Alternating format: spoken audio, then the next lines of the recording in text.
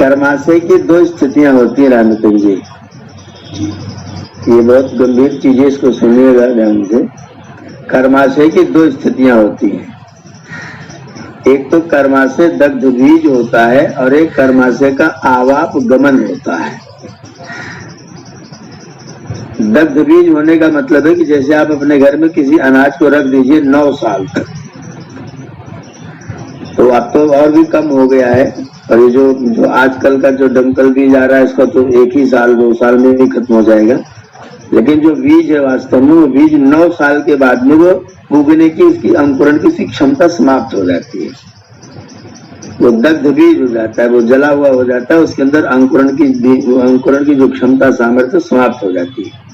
तो हमारे जो कर्माशय बीज के रूप में है, अगर वो लगातार तिरोहित रखा जाए, लगातार दबा के रखा जाए, एक ही तरह के कर्माशय को उठा के रखा जाए, तो जो हमारा पुराना कर्माशय जो 9 साल 10 साल जिसका कोई प्रयोग ही कहीं नहीं किया गया, जिसमें कोई नई चीज नहीं डाली गई, उसका नवीनीकरण अपडेटिंग नहीं हुई है, तो जिसकी अपडेटिंग नहीं होगी वो 8-9 साल 10 साल कुछ, मतलब इसमें 9 साल में निर्धारित नहीं कर रहा हूँ, कुछ समय के बाद में दग्ध बीज हो जाता है, वो फिर उगने के लायक नहीं बचता है।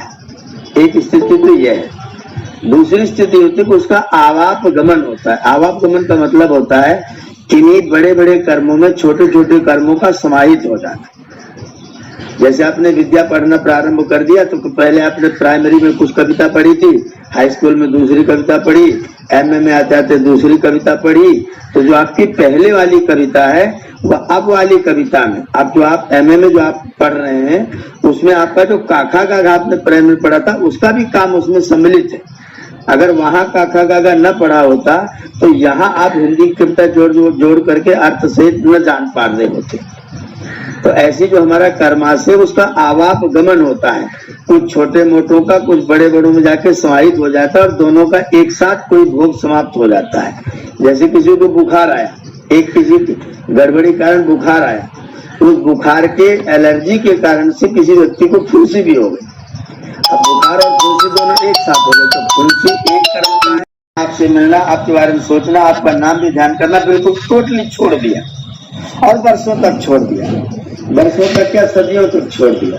तो उसके बाद में रामेतर नाम का कोई तत्व मेरी दृष्टि में कहीं है ही नहीं, खत्म हो गया, वो समाप्त हो गया। तो मैंने उसको दग्ध बीज कर दिया, अब वो नहीं उगेगा। अब मेरा आपसे कोई दोष नहीं होगा।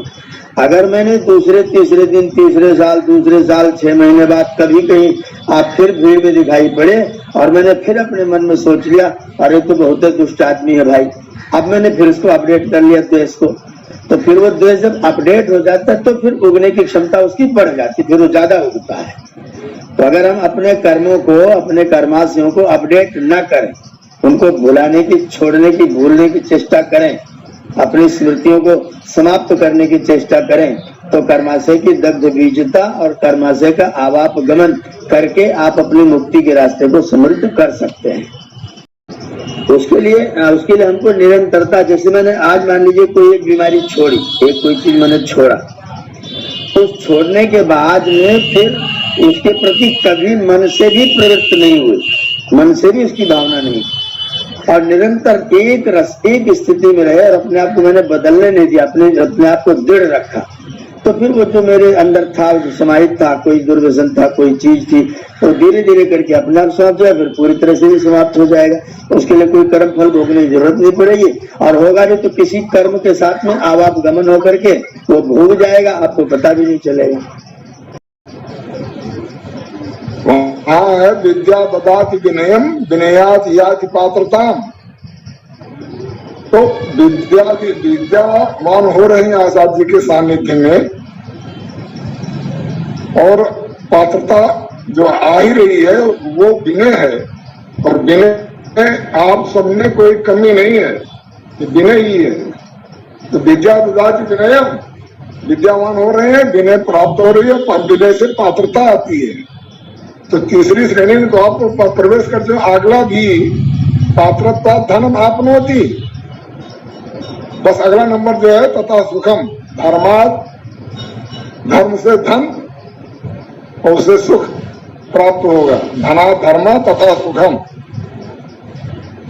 तो ये जो संगति हो रही है आचार्य जी के द्वारा, वयम देवानाम सुमृतौ श्याम, विद्वानों की संगति और आत्मवृद्धि, आत्मज्ञान में जो वृद्धि हो रही है, जो मंत्र आया है आत्मदा बलदान, तो आत्मज्ञान का दाता परमात्मा तो है, लेकिन परमात्मा आचार्य शिवदत्त जी के द्वारा आत्मज्ञान प्राप्त हो रहा है, ईश्वर प्रदान कर रहा है। क्योंकि उसके पहले भी आचार्य जी थे और आप भी थे, हम भी थे, परंतु जब तक ईश्वर की कृपा नहीं हुई तब तक ये सब प्राप्त नहीं था, और आज प्राप्त हो रहा है। उस परमात्मा को बहुत बहुत धन्यवाद है।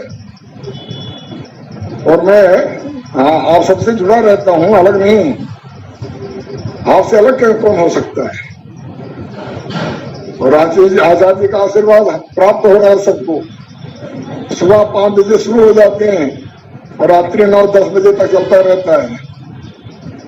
तो सब कृपा परमात्मा के दे रहा है आचार्य शिवदत्त जी के द्वारा। और ये अक्षरों में ऐसा शास्त्र युक्त प्रमाण से युक्त जो है शंका का समाधान अन्यत्र नहीं प्राप्त हो सकता है। दूसरी बात, जो क्या नाम सुल्तानपुर में आपने जो गुरुकुल की स्थापना की है, वो इस क्षेत्र के लिए गौरवमय है, पूरा क्षेत्र के लिए गौरव है। तो ईश्वर की कृपा से सब सुलभ हो रहा है हम सबको। बहुत बहुत धन्यवाद। ओम।